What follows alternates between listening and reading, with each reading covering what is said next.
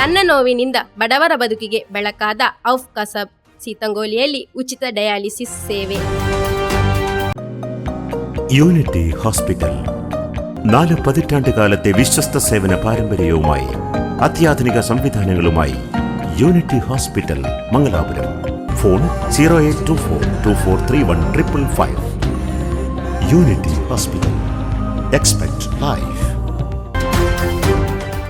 ಸ್ವಂತ ಜೀವನದಲ್ಲಿ ಎದುರಿಸಿದ ಕಿಡ್ನಿ ಕಾಯಿಲೆಯ ನೋವು ಹಾಗೂ ಚಿಕಿತ್ಸೆ ಪಡೆಯುವ ಸಂದರ್ಭದಲ್ಲಿ ಭೇಟಿಯಾದ ಹಲವಾರು ರೋಗಿಗಳ ಸಂಕಷ್ಟಗಳು ಔಫ್ ಕಸಬ್ ಅವರನ್ನು ಒಂದು ಸಾಮಾಜಿಕ ಸೇವೆಯತ್ತ ಕರೆದೊಯ್ದಿವೆ.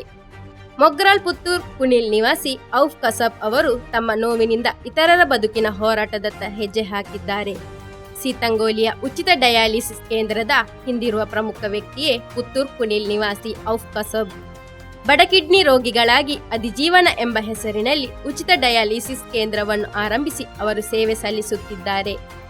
ಹಲವು ವರ್ಷಗಳ ಕಾಲ ದುಬೈನಲ್ಲಿ ವಿದೇಶಿ ಉದ್ಯೋಗದಲ್ಲಿದ್ದ ಔಫ್ ಅವರಿಗೆ ಕಿಡ್ನಿ ಕಾಯಿಲೆ ಕಾಣಿಸಿಕೊಂಡ ಹಿನ್ನೆಲೆಯಲ್ಲಿ ತಮ್ಮ ವಿದೇಶಿ ಜೀವನವನ್ನು ಕೊನೆಗೊಳಿಸಿ ಊರಿಗೆ ಮರಳಬೇಕಾಯಿತು.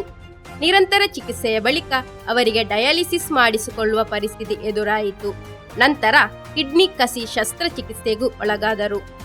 ಚಿಕಿತ್ಸೆಯ ಭಾಗವಾಗಿ ವಿವಿಧ ಡಯಾಲಿಸಿಸ್ ಕೇಂದ್ರಗಳು ಹಾಗೂ ಆಸ್ಪತ್ರೆಗಳಿಗೆ തെരಳುತ್ತಿದ್ದ ಸಂದರ್ಭದಲ್ಲಿ ಆರ್ಥಿಕವಾಗಿ ಹಿಂದುಳಿದ ಹಲವಾರು ರೋಗಿಗಳ ಸಂಕಷ್ಟವನ್ನು ಔಫ್ ನೇರವಾಗಿ ಅರಿತುಕೊಂಡರು.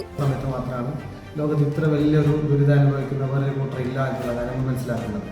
അതുമാത്രമല്ല, ഇതിൽ ഡയാലിസിസ് കടന്നു കഴിഞ്ഞാൽ ഇത് ഭാരിച്ചതായ ചെലവാണ്.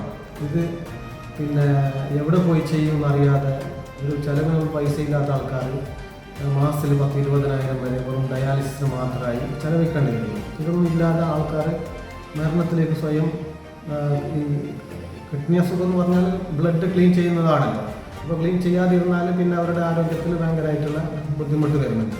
പക്ഷേ ആൾക്കാർ ഈ എന്ത് ഡയാലിസിസ് ചെയ്യണോ അതെല്ലാം നമ്മുടെ ജീവിതം നിലനിർത്തി ഇങ്ങനൊരു അവസ്ഥയിൽ നിൽക്കുന്ന സമയത്ത് സാമ്പത്തികം വലിയൊരു ബാധ്യതയാണ് ഇതിന്. ಒಂದು ಬಾರಿಯೂ ಡಯಾಲಿಸಿಸ್ ಮಾಡಿಸಿಕೊಳ್ಳಲು ಕೂಡ ಹಣವಿಲ್ಲದೆ ಪರದಾಡುತ್ತಿದ್ದ ರೋಗಿಗಳ ಸ್ಥಿತಿ ಅವರ ಮನಸ್ಸಿಗೆ ತೀವ್ರ ನೋವುಂಟು ಮಾಡಿತು. ಅಲ್ಲಿಂದಲೇ ಬಡ ಡಯಾಲಿಸಿಸ್ ರೋಗಿಗಳಿಗಾಗಿ ಏನಾದರೂ ಮಾಡಬೇಕೆಂಬ ಆಲೋಚನೆ ಮೂಡಿತು. ಹೀಗೆ ಸೀತಂಗೋಲಿಯಲ್ಲಿ ಅಧಿಜೀವನ ಎಂಬ ಹೆಸರಿನಲ್ಲಿ ಉಚಿತ ಡಯಾಲಿಸಿಸ್ ಕೇಂದ್ರಕ್ಕೆ ಚಾಲನೆ ನೀಡಲಾಯಿತು.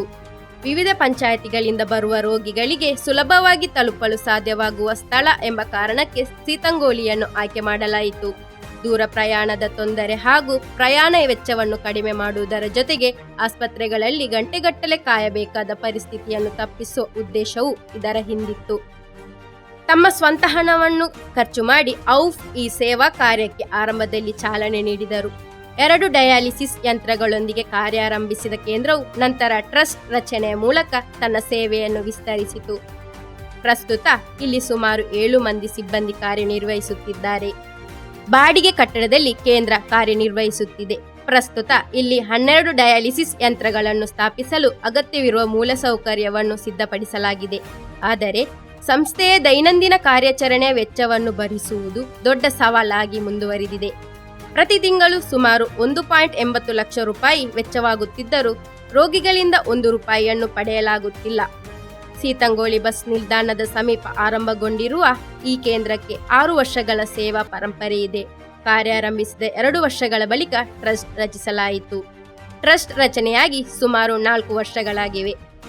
ಜಾತಿ ಮತ ಭೇದವಿಲ್ಲದೆ ಅರ್ಹರಾದ ಎಲ್ಲರಿಗೂ ಇಲ್ಲಿ ಉಚಿತ ಡಯಾಲಿಸಿಸ್ ಸೇವೆ ಲಭ್ಯವಿದೆ. ಹಾಸಿಗೆ ಖಾಲಿ ಇದ್ದಲ್ಲಿ ರೋಗಿಗಳ ಆರ್ಥಿಕ ಪರಿಸ್ಥಿತಿಯನ್ನು ಪರಿಗಣಿಸಿ ಸೇವೆ ನೀಡಲಾಗುತ್ತದೆ. ಆರ್ಥಿಕವಾಗಿ ಹಿಂದುಳಿದವರಿಗೆ ಆದ್ಯತೆ ನೀಡಲಾಗುತ್ತಿದೆ.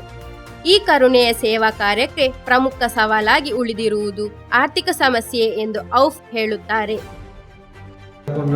കൂടുതൽ പേഷ്യന്റ് ചെയ്യാൻ പറ്റുകയൊക്കെ ആയിരുന്നു പ്ലാൻ ചെയ്തത്. പക്ഷേ നമ്മൾ കുറച്ചു കാലം ഈ എന്തിന് ചികിത്സയുമായി ബന്ധപ്പെട്ട് ഇതിനെ പബ്ലിസിറ്റി ചെയ്യാൻ പറ്റാത്ത രീതിയിലായതുകൊണ്ടും മറ്റുള്ള എന്തെങ്കിലും കാരണം കൊണ്ട് വേണ്ടത്ര ഡെവലപ്മെൻറ്റ് ചെയ്യാൻ പറ്റിയില്ല. ഇപ്പോൾ ഒരു 12 മെഷീൻ വരെ ഇടാനുള്ള അടിസ്ഥാന സൗകര്യങ്ങൾ നമ്മൾ ചെയ്തു വെച്ചിട്ടുണ്ട്. അങ്ങനെ ചെയ്യുകയാണെങ്കിൽ ഒരു 50 പേഷ്യൻ്റ് വരെ നമുക്ക് ഡയാലിസിസ് ചെയ്ത് കൊടുക്കാൻ പറ്റും.